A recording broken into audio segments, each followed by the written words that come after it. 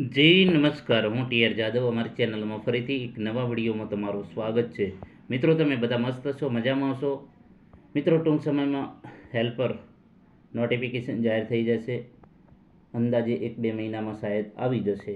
તો મિત્રો, જે સમય મળ્યો છે એ સમયનો સદુપયોગ કરી અને આવનારી હેલ્પરની પરીક્ષામાં તમારું સારું એવું પરફોર્મન્સ બતાવી દો અને એક સીટ પાક્કી તમારા નામે કરી લો. તો આપણે પણ તમારી સાથે જ મહેનત તમને કરાવતા રહીશું.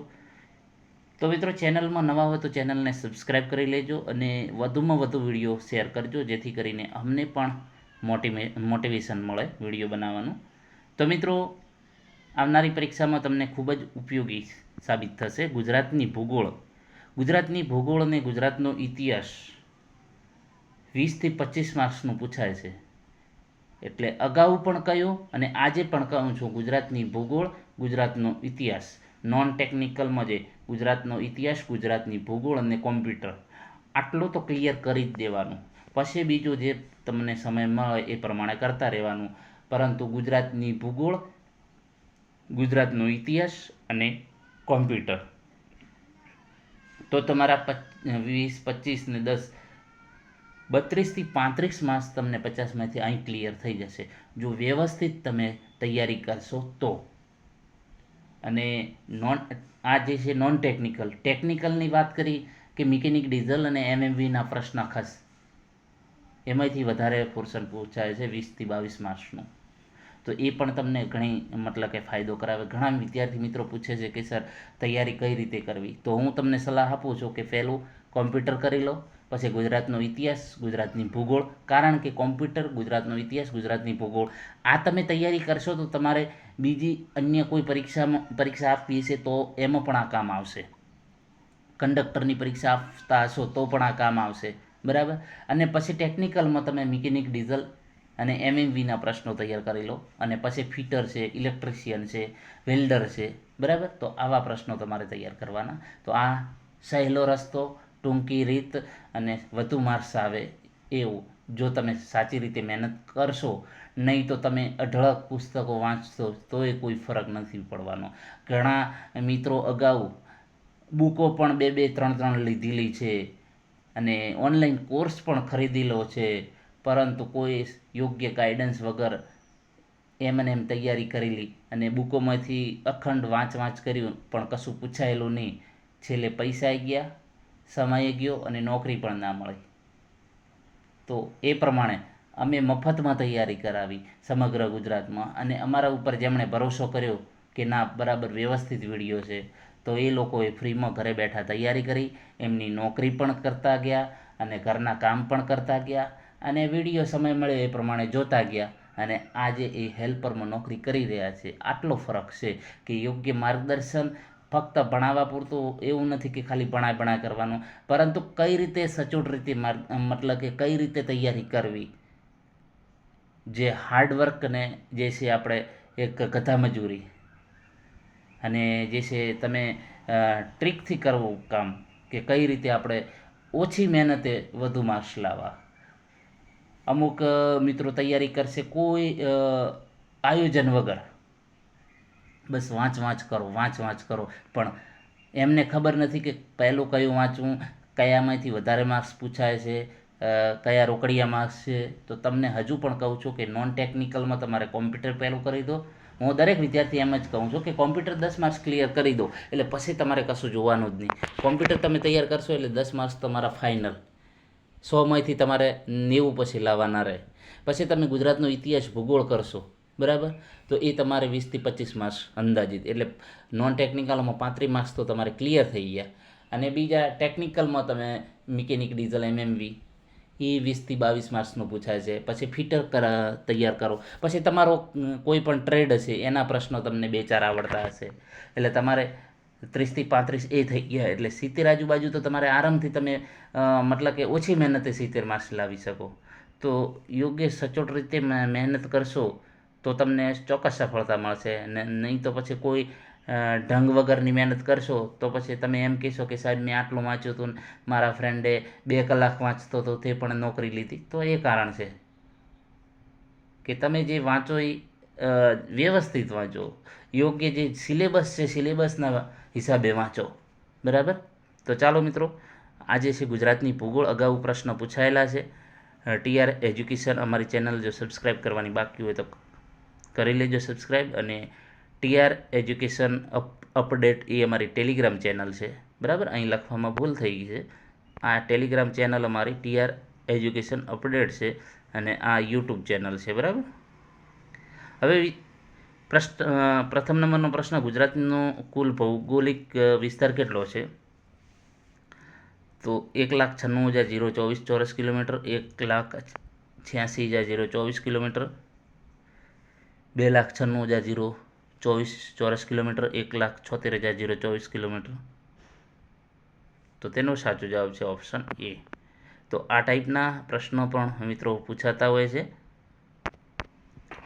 એના પછી સર્વે ઓફ ઇન્ડિયાના લેટેસ્ટ ડેટા મુજબ ગુજરાતનો દરિયાકાંઠો હવે સત્તાવાર કેટલો થયો છે? આ તમે દરેક બુકમાં હમણાં જોજો, નવી બુકમાં પણ જૂનો જ આપેલો હશે 1600, બરાબર. આપણે 1600 લખી દઈશું, પરંતુ સર્વે ઓફ ઇન્ડિયાના જે લેટેસ્ટ ડેટા મુજબ જે દરિયા કિનારો છે 2340.62 કિલોમીટર જે છે થોડો વધારો થયો છે, બરાબર. તો એ પ્રમાણે તમારે ખાસ ધ્યાન રાખવું પડશે, કેમ કે જે તમે બુકો હશે બુકોમાં જે છે 1600 કિલોમીટર જ દર્શાવેલો છે. ઘણી તમે અમુક જગ્યાએ જોશો તો એમાં પણ આ જ આંકડો આપેલો હશે 1600. તો ખાસ ધ્યાન રાખજો, 2340.62 કિલોમીટર. ગુજરાતનું સૌથી ઊંચું શિખર કયું છે? તો જે ગુજરાતનું ઊંચું સૌથી શિખર છે એ જે છે ગોરખનાથનું છે. આ પ્રશ્ન આઈએમપી છે, વારે વારે પૂછાયેલો છે પ્રશ્ન, તો કે ગુજરાતનું સૌથી ઊંચું શિખર જે છે ગોરખનાથ, ગિરનાર, બરાબર. એના પછી વાત કરીશું, કર્કવૃત ગુજરાતના કેટલા જિલ્લાઓમાંથી પસાર થાય છે? 4, 5, 6, 7. તો જે કર્કવૃત છે ગુજરાતના 6 જિલ્લાઓમાંથી જે છે પસાર થાય છે. કયા કયા જિલ્લા એ તમે કોમેન્ટમાં જણાવજો, બરાબર. તો એ પણ પરીક્ષામાં પૂછાય છે કે કયા કયા જિલ્લા, અથવા તો એવું આવેલા પ્રશ્ન એવો આવે કે આમાં કયામાંથી કર્કવૃત પસાર થતું નથી, અથવા તો કયામાંથી કર્કવૃત પસાર થાય છે. જિલ્લાના તમને નામ આપેલા હોય છે, તો એ તમને કોમેન્ટ બોક્સમાં 6 જિલ્લાના નામ જણાવજો. એના પછી વાત કરીશું, ગુજરાતના વિસ્તારની દ્રષ્ટિએ સૌથી મોટો જિલ્લો કયો? બનાસકાંઠા, કચ્છ, અમદાવાદ, જામનગર. તો વિસ્તારની દ્રષ્ટિએ સૌથી મોટો જે કચ્છ છે. નર્મદા નદીનું ઉદ્ગમ સ્થાન કયું છે? હિમાલય, સહ્યાદ્રી, બ્રહ્મગીરી, અમરકંટક. તો અમરકંટક નર્મદા નદીનું ઉદ્ગમ, બરાબર, જ્યાંથી ઉદ્ભવ થાય છે એ અમરકંટક. નળ સરોવર પક્ષી અભયારણ્ય કયા જિલ્લામાં આવેલું છે? તો નળ સરોવર પક્ષી અભયારણ્ય કયા જિલ્લામાં આવેલું છે? રાજકોટ, અમદાવાદ, સુરેન્દ્રનગર, ભાવનગર, જામનગર. તો નળ સરોવર પક્ષી અભયારણ્ય જે છે એ અમદાવાદ, સુરેન્દ્રનગરમાં આવેલું છે. સૌરાષ્ટ્રની સૌથી લાંબી નદી કઈ છે? શેત્રુંજી, ભાદર, મચ્છુ, કેલો. તો સૌરાષ્ટ્રની સૌથી લાંબી નદી છે ભાદર, બરાબર. તો મિત્રો, આવા પ્રશ્નો વારે વારે પૂછાતા હોય છે. ગુજરાતના કયા પ્રદેશને સુવર્ણપર્ણનો મુલક કહેવામાં આવે છે? ભાલ, કાનમ, ચરોતર, વાગડ. તો જે છે ગુજરાતના કયા પ્રદેશને સુવર્ણપર્ણનો મુલક, જ્યાં જે છે તમાકુ વધારે થાય છે, ચરોતર, બરાબર. એના પછી વાત કરીશું, કયું શહેર સાક્ષર ભૂમિ તરીકે જાણીતું છે? સુરત, નડિયાદ, વડોદરા, રાજકોટ. તો સાક્ષર ભૂમિ તરીકે નડિયાદ જાણીતું છે. તાપી નદી પર કયો બંધ આવેલો છે? તો તાપી નદી પર ઉકાઈ બંધ આવેલો છે. ગુજરાતમાં ડાયનોસરના ઈંડા કયા સ્થળેથી મળી આવ્યા? તો રોથર, ધોળાવીરા, રૈયાલી, રંગપુર. તો રૈયાલી. એના પછી વાત કરીશું, ગુજરાતનો સૌથી નાનો જિલ્લો વિસ્તારની દ્રષ્ટિએ કયો છે? તો ડાંગ. વારે વારે આ પ્રશ્ન પૂછાતા હોય છે. કચ્છના નાના રણમાં કયું પ્રાણી જોવા મળે છે?